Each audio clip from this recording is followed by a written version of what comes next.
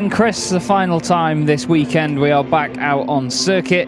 My name is Chaz Draycott, and hello everybody. We're about to have a fantastic race to round out our afternoon. There is Steffi Halm, who will be starting from second on the grid. She finished the last race in 7th place, just ahead of Shane Brayton. She was right in the thick of the battles as well, especially with Shane side by side. She actually took down 3 of the penalty markers in one go, losing the front left corner of her truck, which we were looking at just a moment ago. The field is ready to go after 2 race wins this weekend for Norbert Kish. Jochen Hahn taking another one as well yesterday morning. But it's been very, very tough for some of the drivers this weekend, particularly Jamie Anderson. He's had a very, very rough weekend so far, getting disqualified from that previous race for overspeeding, having black smoke warnings in qualifying as well.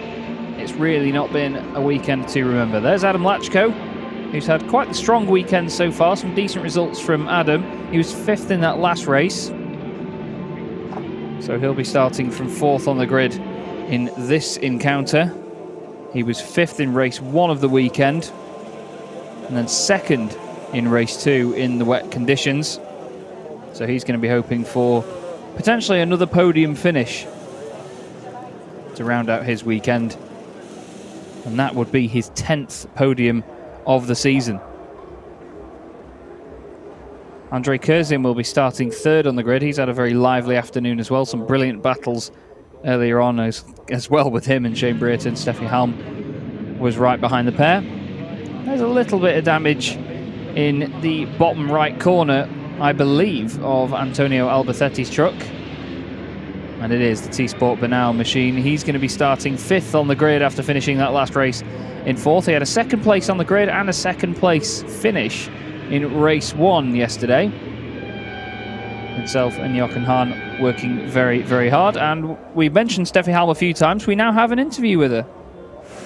Yeah, we have this interview, but we want to show you how hard these drivers, and especially Steffi, is fighting. You see a lot of damages, so that was a tough first race. Steffi High now in the first row. We talked before about the myth of Le Mans, and you said, okay, I hope that will be a good weekend for me. 13, 11, and now again here in the first row. What kind of weekend is it for you? Yeah, yesterday was not perfect. It was not the plan to be so far away, but we were struggling a little bit with the truck.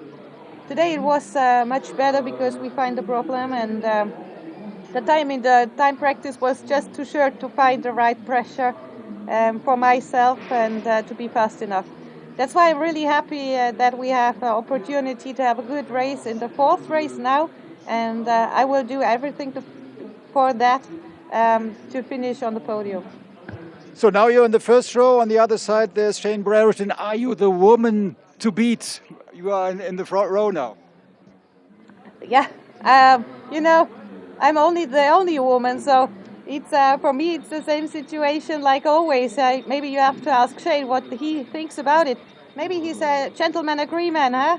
I'm no. But we don't need that. What?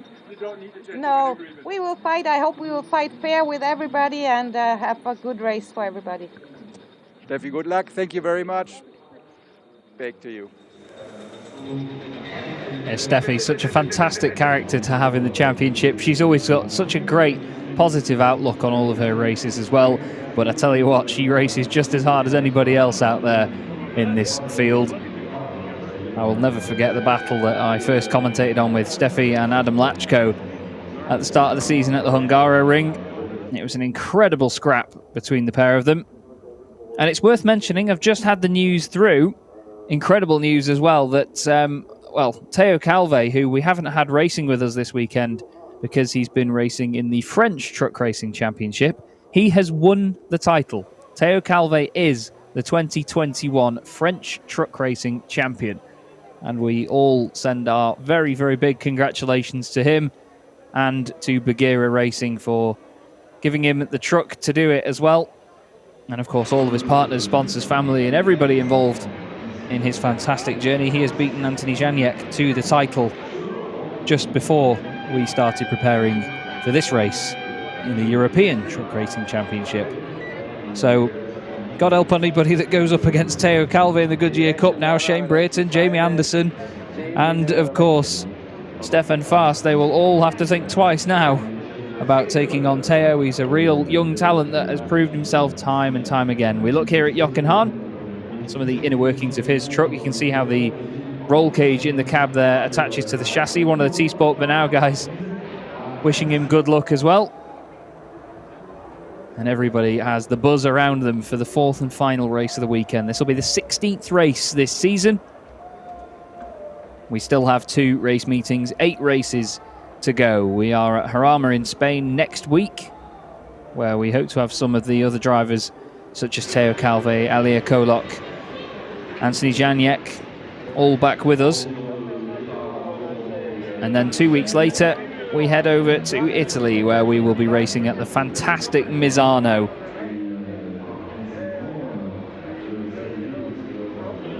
There is Antonio Albacete, obviously his home race next week, and for Louis Riquenco as well.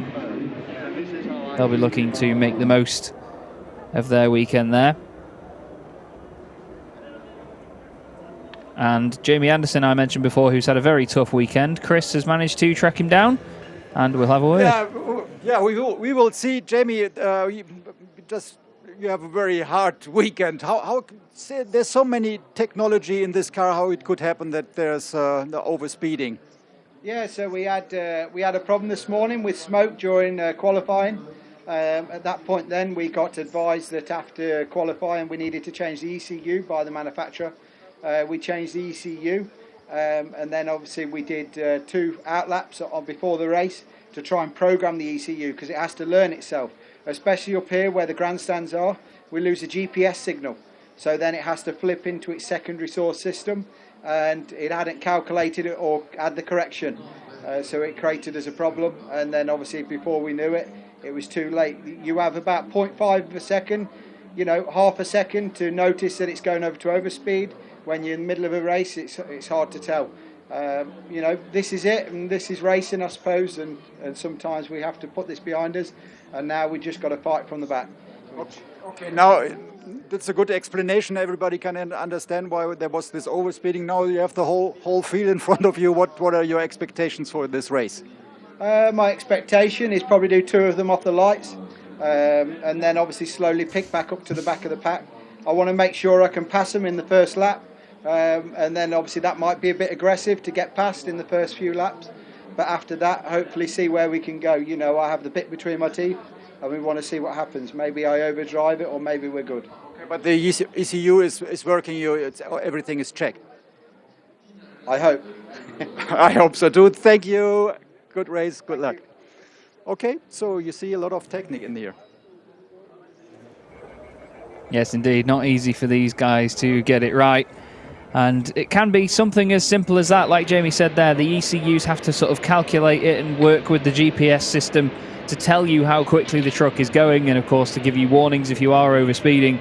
And as he mentioned there, you really don't get long to notice when it's, I was going to say going south, but if anything the speed is going north. So Jamie, in his own words, he's going to hope to do 2 of them off the lights. So we'll have to keep our eye out for him in the black and blue truck. Looks very similar to this one that we're looking at right now, actually. Sasha Lenz's number 30 SL Truck Sport machine. Basically the same livery, but just with blue instead of this neon green that Sasha's truck is covered in. He likes the bright colours. His helmet is very, very fluoro yellow and orange, but it's a great looking machine, Sasha Lenz's truck. Very contrasty livery, one of my very favourites in the series. And it's a very, very clean machine as well at the moment. They all are so proud of making sure they keep their trucks looking as good as possible over at race weekend. Some of them do get a little bit bashed, have contact here and there, but they still look mighty impressive when a weekend is done. Now leaving the grid, it's one of my favourite moments of the weekend, as you all know by now. This is our official truck, the Ford Fmax International Truck of the Year 2019.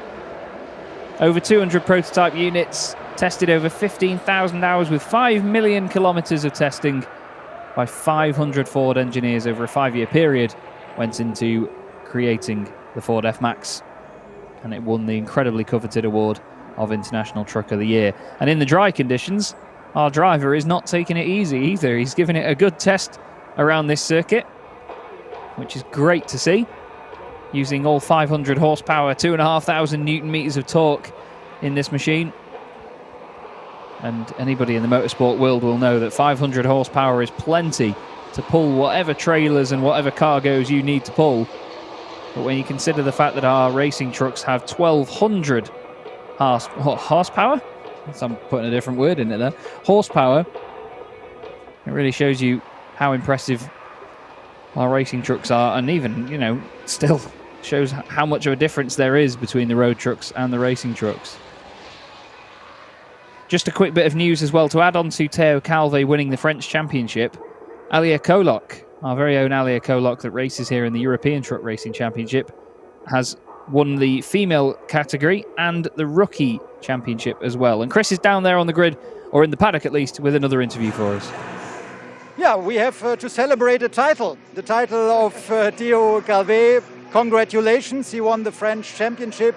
You're the head of communications, Jan Kalivoda. How important was it and what was the reaction of Théo to this title? Actually, Théo was very happy, and it was a very, very good message for the whole team, because the season was very tight, very tough. We had a very, very good fight with Janik. We almost thought that it was be decided yesterday, but because of the penalization, it was decided today, and the whole team is very happy about it. Congratulations, and thank you very much. Back to you. Brilliant to see Théo take that championship, and like I mentioned there, Alia Kolok, his teammate, the Czech driver at Goodyear Racing, also wrapping up the female category and the rookie championship as well. So very well done to both of our Goodyear Racing drivers, really showcasing their talent elsewhere, not just here in the European Truck Racing Championship, but in other national series as well. Our beautiful blue Fmax is just completing its lap now and making its way into the pit lane. We hope to see many of them on the road very, very soon if you haven't already. And again, the intrigue of, will we see any racing modification Ford Fmaxes make it to the grid?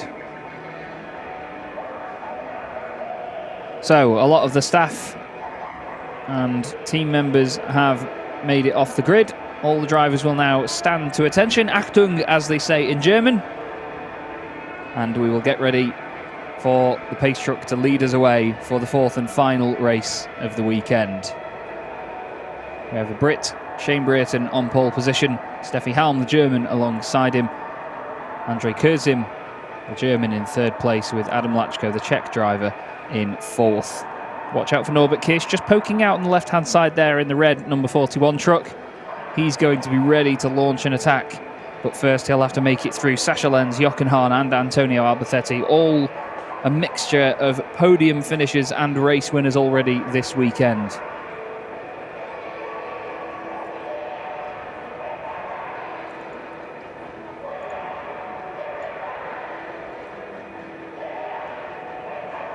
You can see here once again we have Thunderstruck playing in the background.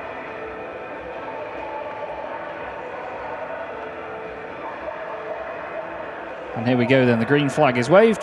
The Iveco S-Way will hop its way off the line. Just watch the way this thing moves as it takes off in front of our field. Just in the right corner of your shot there.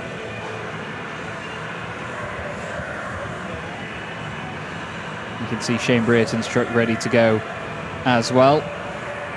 No such movement from our pace truck yet. And there you go, disappearing off up the road. This is the Iveco S-Way NP, which is the new pace truck for the European Truck Racing Championship. It's bio-LNG ready, which not only reduces nitrogen dioxide and soot emissions, but it actually reduces the carbon dioxide emissions of the truck by up to 95%. So it's a real clean way of powering our humongous vehicles. And of course, technology that could one day be completely solid throughout the field in the European Truck Racing Championship, which really helps the longevity of the series. And our Iveco S-Way NP is the first environmentally friendly pace truck powered by gas at a truck racing event. And as well as obviously having such fantastic economic consumption that I mentioned there, this pace truck also will benefit from the reduced noise levels of a gas engine as well. So on top of all the fantastic features and creature comforts that you get in truck cabs anyway, you will have the added luxury of having a very quiet engine underneath you that doesn't disturb the peace. Still, as much as there are the creature comforts, you've got to love these racing trucks and the fantastic noise they make. And as you see there at the bottom of your screen, our official pace truck is powered by Bio-LNG. They are running it on that for every single lap that it does in front of our field this season. Norbert Kish is already drifting and he's not won the race yet.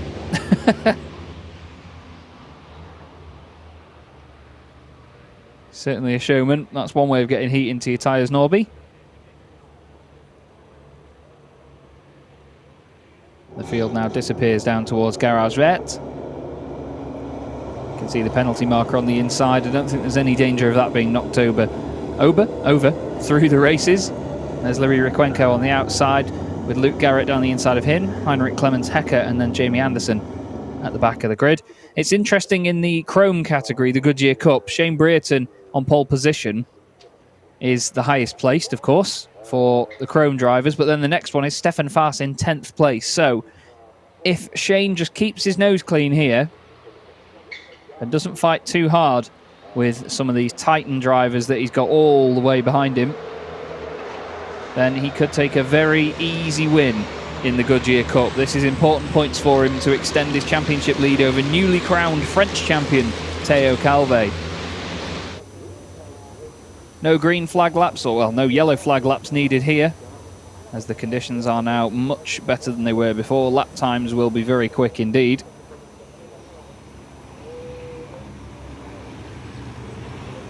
And the field now sneaks its way around Est de Garage Bleu. And never mind the blue, it's the big purple Apollo Tyres liveried machine that leads the field around. Steffi Halm starting alongside in the white and orange number 44. It's been a good day for motorsport if you're a fan of the number 44. Now let's see, as our pace truck has made its way in, what Shane Brereton can do off the start. There's Jamie Anderson. He said he's going to hope to do 2 of them off the lights. And round 16 of the 2021 FIA European Truck Racing Championship is under way. There you go. They held the lights for a while. Green flag is in the air. The field fans out. Jochen Hahn defends from Norby Kish on the right-hand side. There's already a mudguard gone flying from somebody's truck. I don't quite know whose that is, but look at the pack racing now as they come up through turn 1, 2 by 2 by 2 by 2, all the way up through the Dunlop curve towards the Dunlop chicane. There's a bit of movement in the back. Rikwenko looks down the inside. There was a huge lockup from somebody on the way in. Not quite sure whether that was on the inside or the outside of that massive queue. The penalty markers go flying. Steffi Halm is having to push Andre Kurzim way out wide out of the chicane. That was on board with Kish. Watching Jochen Hahn in front. Apologies, I think that was René Reiner, was it not? Kish has gone around the outside of Jochen Hahn. Kurzim's gone up to second place. Penalty markers going for an absolute burden already. Down towards the left hairpin. Latchko looks down the inside of Steffi Halm. These two have had some immense battles so far this season, and they're millimetres from hitting one another. Kish now going down the inside of Antonio Albacete. He's fantastic on these opening laps, is Norbert Kish. He's already up into 6th position from 8th on the grid. A bit of damage on the front of Albacete's truck. Latchko down the inside of Steffi Halm, goes in deep. Big contact between the two. Kurzim's going for the lead on Shane Brereton, though. They lean on each other, and Kurzim's got it done by the look of it. Kurzim goes to the front. Norbert Kish, I think, has been pushed out wide. He's 3 wide with Antonio Albacete and Jochen Hahn. Big pieces of bodywork going flying as they launch themselves down the straight again. Jochen Hahn moves over to the left behind Kish, but it's Kurzin, Brereton, Latchko, Halm, Sasha Lenz. And it's Kish, Albacete, Hahn, Reiner and Stefan Faas rounding out your top 10. Everybody's still together as they come into the final sector, but there's plenty of bumping and boring and moving around, shuffling up and down the order. Incredible to see that they can race these massive 5-ton machines like little touring cars with the same amount of action and enjoyment. Now Latchko's got just about everybody piling in behind him now. Steffi Helm trying to keep him under pressure. Kish has stayed ahead of Alboretti and Jochen Hahn. Says to me that there was some very hard fighting in there. Now Kurzen has disappeared at the front already. 1.3 seconds over Shane Brereton. Andre Kurzen does have a race win to his name already this season. He won the final race of the day at Most in the Czech Republic. Jochen Hahn was looking down the inside of Alboretti there, but I don't think he's managed to make anything work from it. No, he is not. He needs to be careful so he doesn't come under attack from René Reiner. Kurzen going strong in the Iveco at the moment. Then everybody else is in second place, you could say. Penalty marker in the middle of the road there. That's going to get absolutely flattened, isn't it? Now look how wide everybody's going into this hairpin. Over the course of the weekend, all the drivers have seen the quicker guys at the front taking really wide, late apexes. And now it seems more and more of them, if not all of them, are doing it. Some fans on the infield there, able to scatter clear. But Brereton will not want to look in his rearview mirror right now. Never mind the fact that Adam Latchko, one of the very quickest drivers in the series, is right behind him, but he's got just about everybody else. Jamie Anderson going well, he's up to 11th. He said he wanted to overtake a couple of them on the first lap. He's done that. Now, look at the bodywork flapping up on Sasha Lenz's truck there. The air basically running over the rear wheels is sort of spinning up and pushing that big mudguard away from it. And then through the slower speed stuff, it's not so bad. But when he builds up the pace, watch, you'll see it suddenly start to lift. There you go. The air going around the wheels. He goes down the inside of Steffi Helm. Looks like Steffi's almost got out of the way there. I think she might have just gone in a little bit too hot. She's not going to let Norbert Kish through as easily, though. Still trying to lean on Sasha. Trying to make sure that the door isn't open for Kish to go down the inside, but it is. 41 and 44. Sasha Lenz gets sideways. There it is. Norbert Kish goes through down the inside. Does he? I think he's made it work. He's over to the right-hand side, though, which implies to me that Steffi Helm has not disappeared. Just gets rid of the overlap. Alboretti and Jochen Hahn waiting to come through as well. Steffi not having the easiest first two laps, but trust me, she'll fight back from this. She will not let that slide. All over the back of Norbert Kish going into the chicane. She is a true fighter, is Steffi. Everyone just line astern behind this, though. Even behind Jochen Hahn, you've got René Reiner and Stefan Faas glued to the back of one another. This is a massive train for 2nd, 3rd, 4th, 5th, 6th, 7th, 8th, 9th and 10th. There goes another penalty marker at the expense of Antonio Alboretti.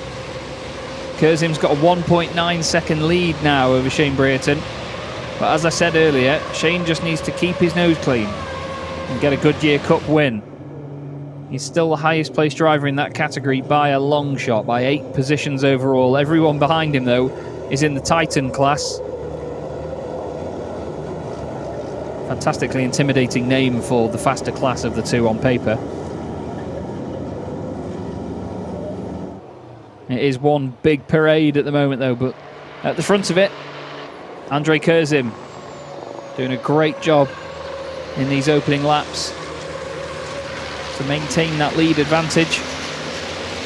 There are two of your top 3 in the championship, Sasha Lenz and Norbert Kish.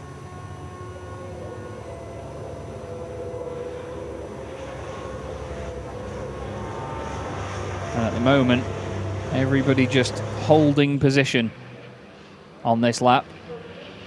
I think some of the drivers will just take a lap or two to just calm things down, make sure they get the temperatures exactly where they want them, and then go for it again. It's almost like a qualifying session on the move. Out the final corner they go, increasingly wide through the last corner. Two of the penalty markers get chucked out. There's Requenco and there Heinrich Clemens Hecker at the back of the field. Now they're all fanning out a little bit, which does say to me that they're looking at temperatures and being careful. Oh, big moment by Sasha Lenz on the brakes there. The back end slowly came around and then it had a real wiggle when he stamped on the brakes. This is one of the closest races we've seen all season, though. Everybody really bunched together. they've all been saying about how difficult it is to overtake round here at Le Mans Bugatti. And it certainly seems that way. Norbert Kish now with a great view in front of him. Still see the bodywork flapping around on Sascha Lenz's truck. Nearly gives him a bit of a kiss mid-corner there. Pardon the pun. Oh, but still Sascha just wiggling the back end out there. If there's one thing that Norbert's truck is really good for, it's getting out of the corner. The initial punch that he has on corner exit is absolutely fantastic. Sascha Lenz, I think, feeling the pressure a bit there, though. Nearly went in a bit too hot at Garage Vert. And Steffi Halm holding off Antonio Albacete and Jochen Hahn.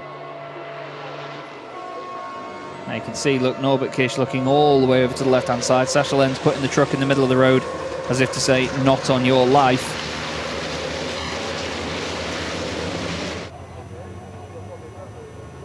Kurzen still getting away. The gap was 3 seconds last time they crossed the line.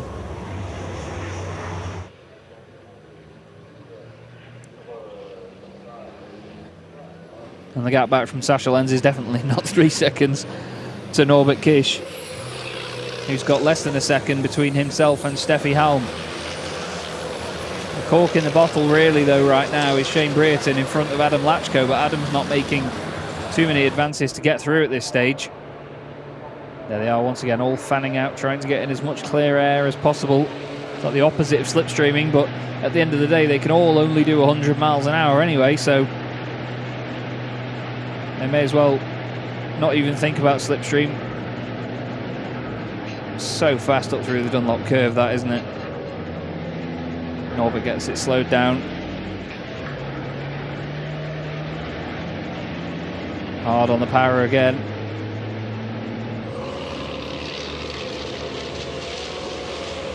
Still not able to get past Sascha Lenz, though. Sascha's putting the truck exactly where he needs to at the moment. He knows exactly where Norby's going to be.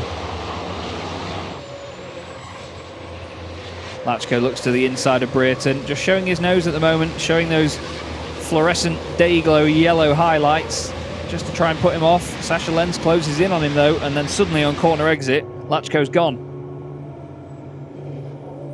This is all going to be about either who makes the first move or who cracks first. Who makes the mistake that sets everybody else up.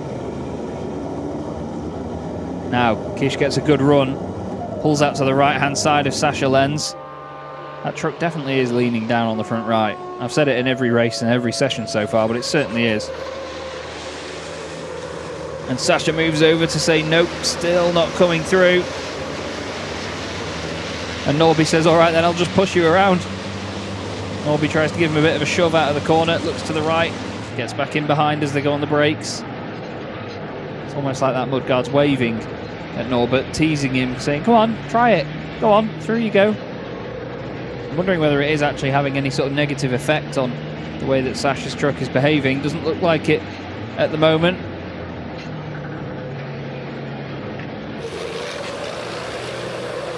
I think Sascha, for his own good, needs to try and move forward here on Latchko.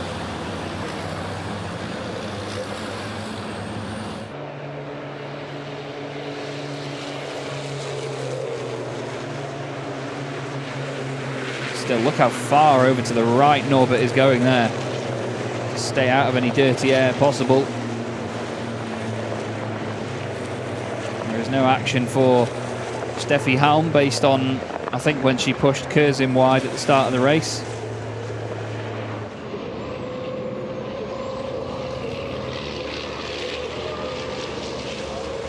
And the number 23, which is Antonio Albacete, has got the second warning this race for penalty markers. The next one could be, or will be, a drive-through penalty.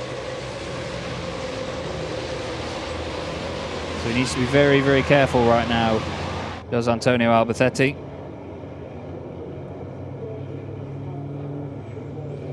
So, Sascha Lenz still somehow in front of Norbert Kish, but just about.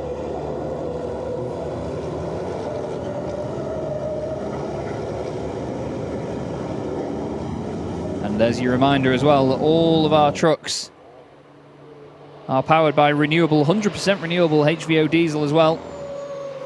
Another step towards making the championship completely carbon neutral by 2038 at the latest. That is a commitment that the ETRA and the ETRC has made with the support of all the truck manufacturers and many, many big names in the industry. So the 3 or 2.5 trucks that you see in shot are the top 3 in the championship coming into this race. Norbert Kirsch, Adam Latchko and Sascha Lenz. They all want to take points away from each other. Now don't forget, in the second race, every position is only worth 1 point more than the next. So Andre Kurzen is on for 10 championship points for the win. Then everybody else in the top 10 will just get 1 less for each position. So 9, 8, 7, 6, 5, 4, 3, 2, 1. So right now, Brereton's on for 9 points. Latchko's on for 8, Lenz is on for 7, and Kirsch is on for 6. So this will only make 1 point difference for Sascha Lenz if he finishes ahead of Norbert. And at the end of the day, any of them want to take any points they can away from Norby. They know how almost unstoppable he is, especially in qualifying and race 1 each day. Seems to just win and win and win. He's got 8 race wins to his name, 10 podiums this season. Latchko's going for his 10th podium of the season as well, which he's on his way to do, as long as Lenz and Kirsch stay behind.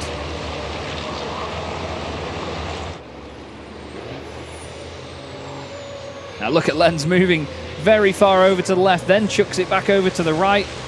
He's starting to show his nose on Latchko now. He's realised he needs to move forward before Kirsch has a go at him.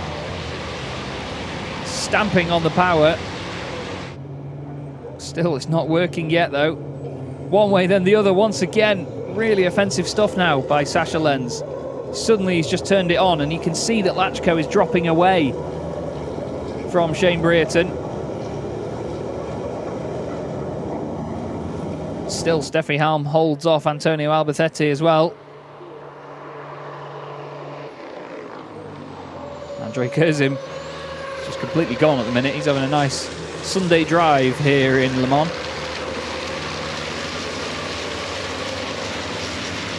And there goes Sascha Lenz, stuck in the middle with you at the moment.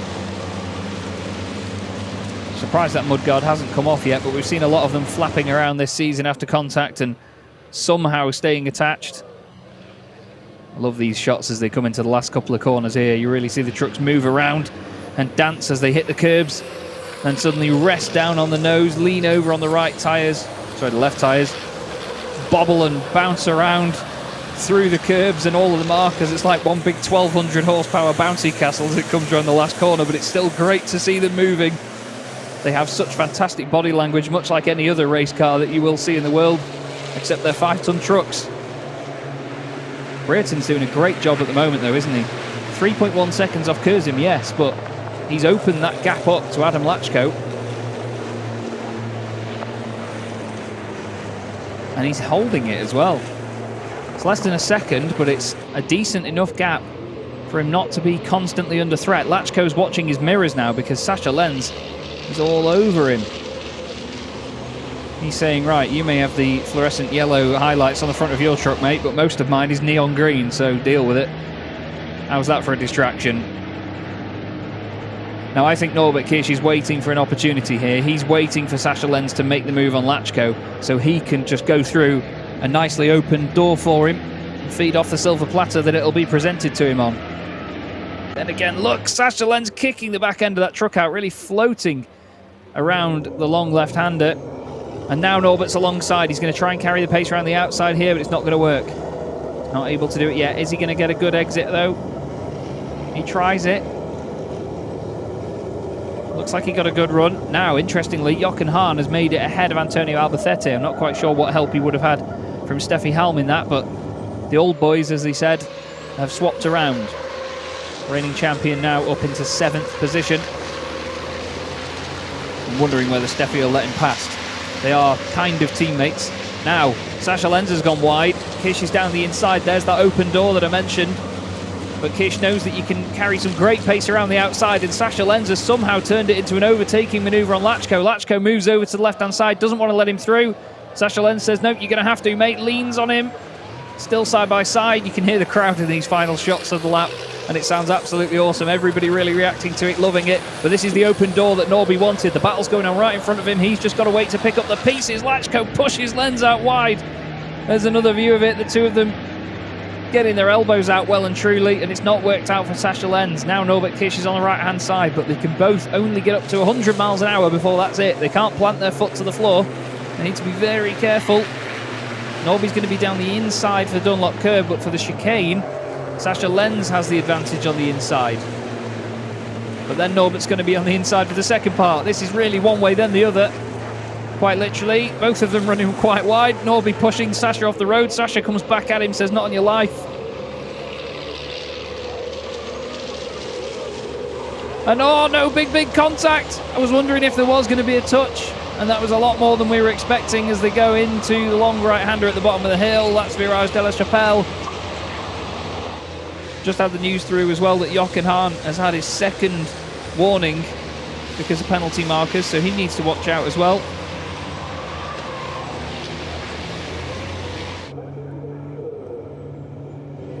But this fantastic battle rages on. Sasha Lenz's truck has been battered and beaten from all angles at the minute. Adam Latchko somehow still in front of the two of them. He'll be watching that in his mirrors thinking, yes, you two just keep fighting. This is lap 9 out of 11. We've got 2 laps to go. This race has flown by already with so much going on. But what a titanic scrap we see. Look at the body panel jiggling around in the wind. Kurzen's done a great job. Shane Brayton, to me, one of the real stars of the race, if I'm honest with you. Fantastic performance. He may have dropped one place from where he started, but he's in the Goodyear Cup category, the Chrome category. And all of these Titan drivers behind were piling the pressure on earlier. And now they've sort of fallen by the wayside after all these battles that have been going on.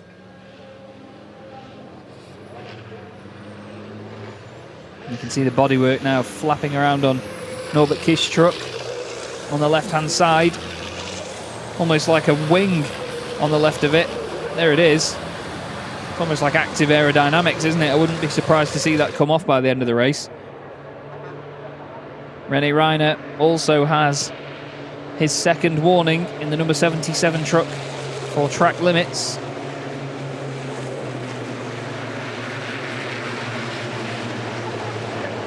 Now Jochen Hahn is ahead of Steffi Halm, by the way. Jochen did it on the previous lap, but with all these battles going on, I just missed it, but Jochen is now into 6th place. You can hear tyre squeals for days as they go up to turn 1. Now this is the penultimate lap of the race. One more circulation after this, and Norbert Kisch does not want any of his championship rivals to have any points advantage on him in this final race. And there's a big move by Sasha Lenz, one way then the other. And as you saw there, the contact between Norbert and Sasha is under investigation. Trucks 41 and 30. Sasha moves out to the right-hand side, then back in. Very late on the brakes. How they're not making contact there, I don't know. They must be so close, and there's an example of how close they are. That bodywork still flapping around on Norbert's truck. You can see them working so hard on the brakes, cooling them down, steam everywhere as they pump water onto them. Humongous truck horn being sounded in the background in fantastic support of all these drivers. It really is like a community event when the series comes to a racetrack. You can see plenty of bodywork down there. Bits of grass and all sorts being thrown around. Sasha Lenz looks down the inside with nothing coming to. I think that might be, yes, it's bodywork off René Reiner's truck, isn't it? We could just see it missing there. One more lap to go then. Andre Kurzen still leads the way. The gap has come down to 2.2 seconds ahead of Shane Brayton. Let's see what it is the next time they cross the line, but this is the battle to watch. The 3 absolute titans of the championship this season battling together for the final podium spot. Last lap then, 2.2 seconds, the gap between Kurzen and Brayton. Sasha Lenz looking to the inside of Latchko. Norby's dropped back a little bit at this point. Sasha goes for the inside, nothing doing there, dives over to the right. Tries to line it up for the chicane, but I feel like Kish is going to get this done as well, you know. He's suddenly in a very threatening position. There's Andrei Kurzen, race leader since very, very early on. And he has managed to hold it. Now, as we wait for the others to come over the horizon, it's still Kish behind Lenz. Lenz still having a go at Adam Latchko.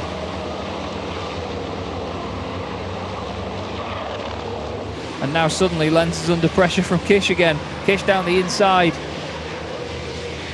Lenz is bouncing one way, then the other. He's attacking Latchko, then suddenly being attacked by championship leader Kish. Kurzen's on his way to his second win of the season. Look at the pressure being piled on now. How Lenz is withstanding this, I do not know, while still attacking Latchko. And the incident between Latchko and Lenz is now under investigation, which I believe was the shenanigans at the start of that lap. But here is your race leader, Andrei Kurzen, a number 11 driver for Don't Touch Racing, and to be honest, he has been quite untouchable in this encounter. He's led from pretty much the first lap, wasn't it, when he went down the inside of Shane Brayton, started third on the grid, had a fantastic getaway. He won at Autodrom Most after a penalty for Norbert Kish, but this time he's going to do it on the road and do it by a good, strong margin. Andrei Kurzen takes the win in round 16 of the 2021 FIA European Truck Racing Championship. Shane Brayton is second. Latchko gets his 10th podium of the season ahead of Sascha Lenz. Then it's Norbert Kish taking 5th place. Jochen Hahn ends up 6th. Steffi Halm 7th. Antonio Alberthetti in 8th. René Reiner in 9th. And Stefan Faas rounds out your top 10. That second place for Shane Brayton is a win in the Goodyear Cup and exactly what he needed to extend his championship lead over newly crowned French champion Theo Calvé. There is Louis Requenco. He finishes 13th. Heinrich Clemens Hecker rounds out your field. All 14 trucks finished. And what a brilliant, brilliant race we saw there. Some investigations to be done by the stewards, so we will wait to see what the outcome of that is. But Andrei Kurzen takes his second victory of the season, and a very well-deserved one as well. Some great drifting from him. He says, well, it's not only Norby that can kick the back end of these trucks out, Chaz. Watch this. Big black streaks absolutely everywhere.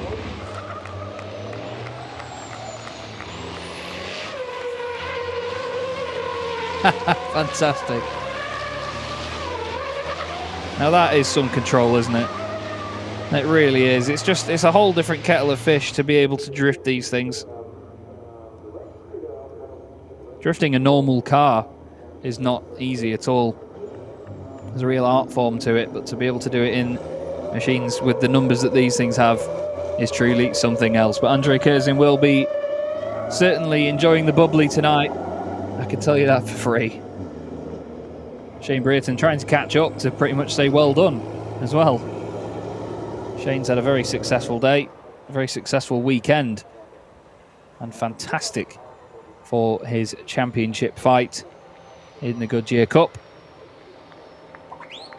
One of the few British drivers we have in the field, and I really look forward to meeting Shane and the team at Misano and just about everybody else. That's a very, very happy Andrei Kurzen. Latchko did incredibly well as well there to hold on to that podium position. Third place will go down well for him. Like I told you, it's his 10th podium of the year. And Bagheera Racing have all round had a pretty decent weekend. And there you go. I'd almost say, I think that beats Norby's drift from earlier. Fantastic display. Kurzen takes the checkered flag then ahead of Brayton. Sascha Lenz, he fought hard in that one. He did really well not to lose a spot to Kish at the end. And now the drivers make their way into the pit lane, and we'll have their reactions in just a moment.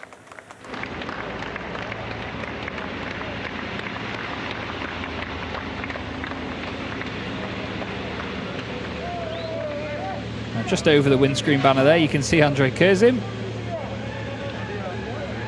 And he'll be out in just a moment to celebrate once Adam Latchko has parked up next to him. Now, very interestingly, I was going to say, they've got the wrong drivers there. Sasha Lenz needs to completely go away and just drive on. But there you go, Andrei Kurzen and the team, their second victory of the season for Don't Touch Racing. Great scenes. Really happy team. Great result. And they'll remember this one for a while. Even if you're on the Bugatti circuit, no matter what, it's very special to win at Le Mans.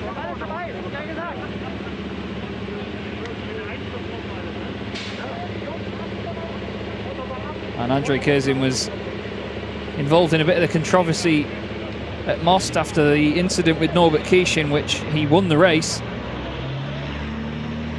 But still, he won't mind this one at all. There's Adam Latchko, another podium for Adam. I bet he was quite pleasantly surprised when he pulled up and they saw the position 2 board in front of his truck. But unfortunately, that was just an admin error, let's call it. But there you go. I told you Adam wanted a podium, and he went and got it. Started 4th on the grid, ended up 3rd. Heinrich Clemens-Hecker just making his way through the pit lane in the background. A very well done to Andrei, and he's being told now, go that way, sunshine. That was a very big well done there, I believe, from our official truck driver, or at least our pace truck driver. And there you go, Sasha Lenz has been guided down to the end of the pit lane. I think they didn't expect to have Shane Brereton on the overall podium. They just thought that he'd won the Goodyear Cup. Hence, they were going to park him behind the others. But what a great day's racing we've had here at Le Mans. Since being told I was going to commentate on this championship, I was looking forward to this very race meeting from the get-go. This circuit is an absolute joy. And it's great to see it being used as well. If I'm honest with you, I've not really seen it that widely used. I've only ever actually had experience from it in certain racing games throughout my my childhood and growing up. But these trucks, I'd say, have done it justice. It's a very flowing, windy circuit. A few start-stop sections, some great chicanes, hairpins, double apexes. And Chris is down there right now with probably the happiest man in the world, Andrei Kurzen.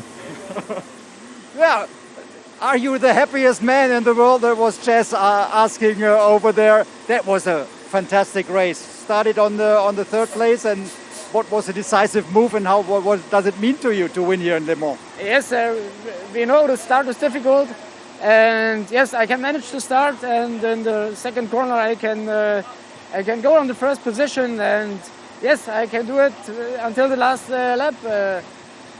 Shane was a little bit slower than me, and I know the gap was bigger and bigger, and yes, very great for us to win in Le Mans. What does it mean? Le Mans, this is a legendary race course, and to win here.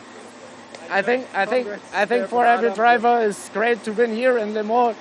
A lot of spectators, a great circuit here, and yes, it's ever legendary. So enjoy this day, enjoy your win, congratulations. Thank you. Thank you. And we will see Andrei Kurzen on the podium in just a few minutes, spraying plenty of champagne, I'm sure. There is your result then. Kurzen takes the win from Shane Brereton. Adam Latchko 3rd, another podium ahead of Sasha Lenz and Norbert Kisch after that titanic battle towards the end of the race. Jochen Hahn is 6th ahead of Steffi Halm. Antonio Alberthetti finishes in 8th place with René Reiner, and Stefan Faas rounding out the top 10. Stefan Faas 2nd in the Goodyear Cup. Jamie Anderson 3rd in the Goodyear Cup. Once he got to 11th place, though, he didn't manage to make any more places up. Luke Garrett was 12th, Louis Riquenco was 13th, and Heinrich Clemens-Hecker rounds out your 14-truck field. And now we'll go back down to 2nd place finisher in the Goodyear Cup from that race, Stefan Faas. Oh no, sorry, Shane Brereton, apologies. Shane Brereton, yes, Shane Brereton. I see a lot of smiling faces over here. How happy are you? Yeah, I'm very happy. The team done an excellent job. We only just got out in time. In the last race, I made a mistake. I hadn't put the water on quick enough. Got a brake hot.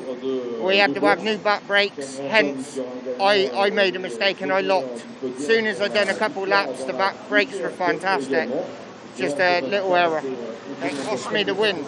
How tough was this fight out there? Kurzen was faster than me the first half of the race, and then he developed push and mine come on.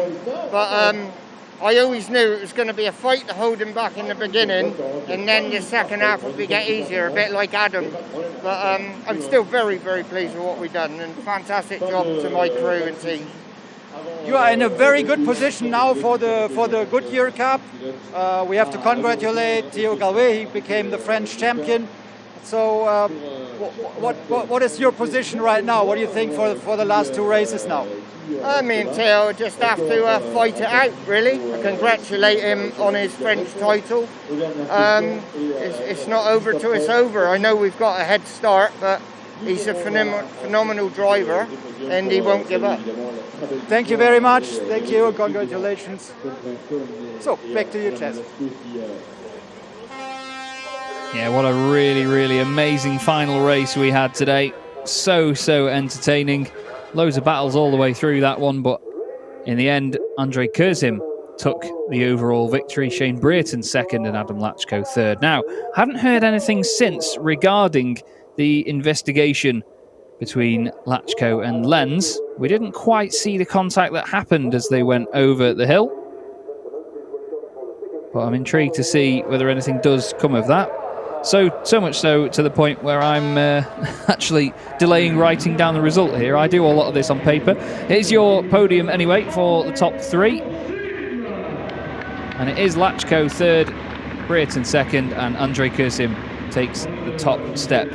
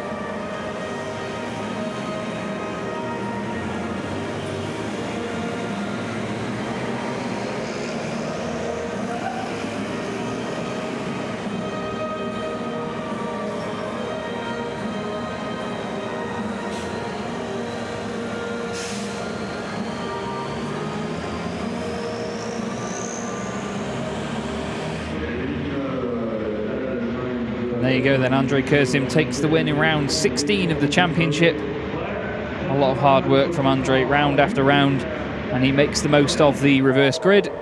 Drivers will now take their trophies and hold them very, very high indeed. And they'll pose for photos in just a moment before being unleashed with the champagne. Now, as this is the last race of the season, no it's not, apologies, take that back, Chaz.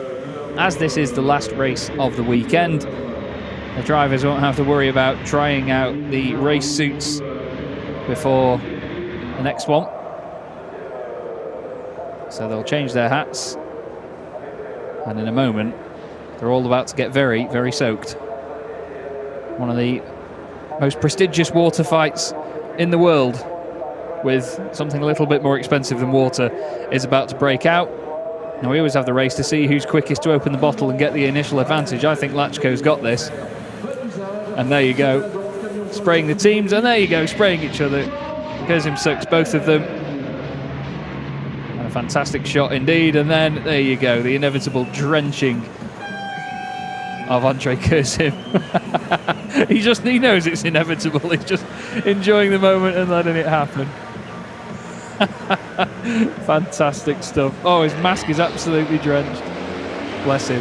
Latchko takes a good old swig.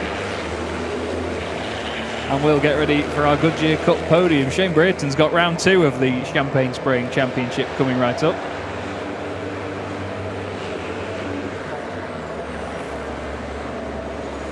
And to be honest, you have to look quite a way down the order to find the next Chrome category driver and the next driver from the Goodyear Cup.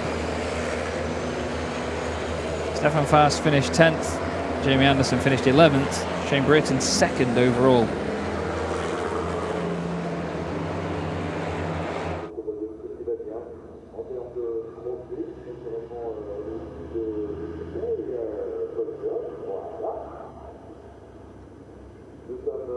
You can see the fans have stuck around for the whole thing as well, which is great to see. I believe they've got a little bit more racing coming up after our ceremonies are done as well. I think the final race of the French Truck Racing Championship is also about to take place by the look of it.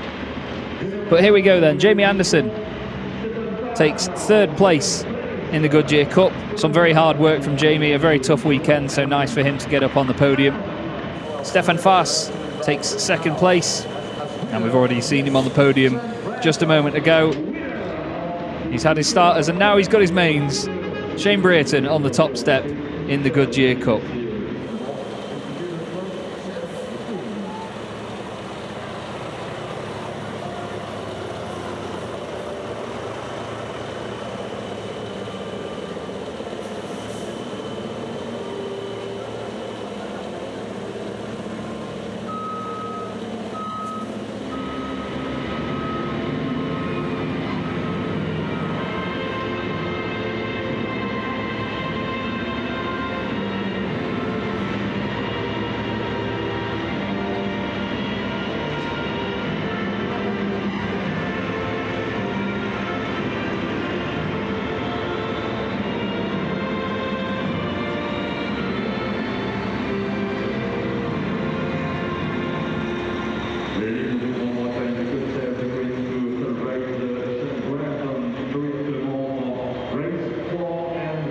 There you go then. Drivers now will celebrate with their trophies in the Goodyear Cup. Shane Brereton's had a fantastic weekend of it, really opening up a huge lead over Theo Calve. And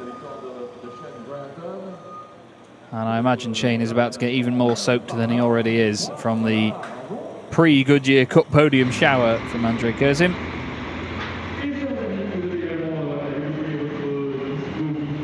Now they all take a reserved approach, pretending they don't want to be the first to pop the cork. And there you go, Shane Brereton absolutely drenched by Jamie Anderson. Stefan Faas didn't get too much of a fizz from his bottle, unfortunately. But the guys all congratulate one another.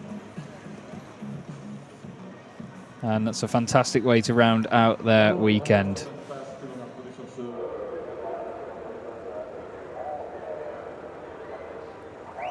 And in just a moment, we're going to have a look back at how that race unfolded before I say goodbye for the end of the weekend.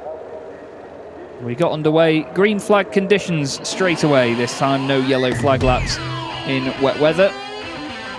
The sun shining down on all of our wonderful trucks here at Le Mans. Bits of bodywork went flying even before turn one, but it was Shane Brereton who held on to the advantage in the very first couple of corners. Some very close pack racing all the way up to the first chicane. Yes, there is 14 trucks there, believe it or not. Argy-bargy early on, penalty markers sent flying, but after Shane Brereton went too deep, Andre Kurzen would take the advantage and get into the race lead. Adam Latchko would get third place, a position he would stay in until the very, very end of the race. Three wide action and more body parts, I should say, going flying early on as well. Steffi Halm trying to fight against Sasha Lenz in the opening exchanges. Norbert Kish would soon start a race-long attack on the back of Sasha Lenz with the bodywork flying. The two of them getting past Steffi Halm after just a couple of laps. But that's not without some very hard defence and some sideways moments from all of them. Kurzen started to open up a gap at the front end while Brereton held off Latchko, Sasha Lenz holding off Norbert Kish. Steffi Halm would then have to defend from Albacete and Jochen Hahn as well, eventually Jochen jumping the pair of them.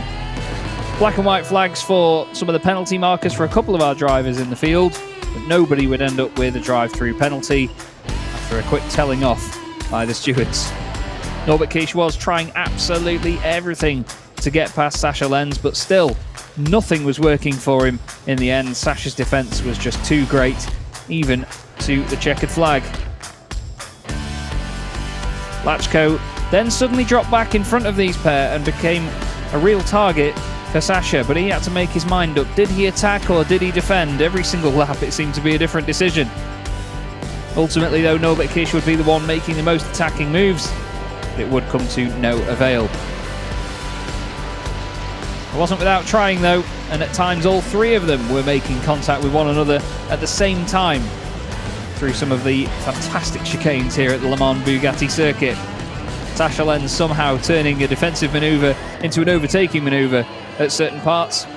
I still don't know now how Latchko managed to keep in front after all of this. Oh yeah, he pushed Lenz off the circuit. That's what some people would say anyway, but it was certainly hard but fair racing, really. Adam trying everything he could to stay on the road, Lenz having to work incredibly hard as well. Kish managed to get down the inside on the exit of the Dunlop chicane, and with a bit more hefty contact at the bottom of the hill, still wasn't able to get through, but a magnificent save from the Hungarian. There's bodywork all over the place and steam galore from all three of them. And even with final ditch efforts from Sasha Lenz, Latchko still managed to keep his Goodyear Freightliner in front. But speaking of in front, it was Andrei Kurzen with an effortless drive, or what looked like an effortless drive, all the way through to the front of the pack.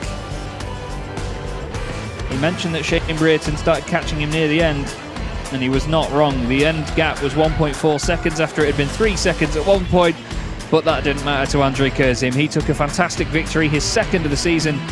Brereton wins in the Goodyear Cup, and there were smiles all round. A great afternoon's racing from everyone here.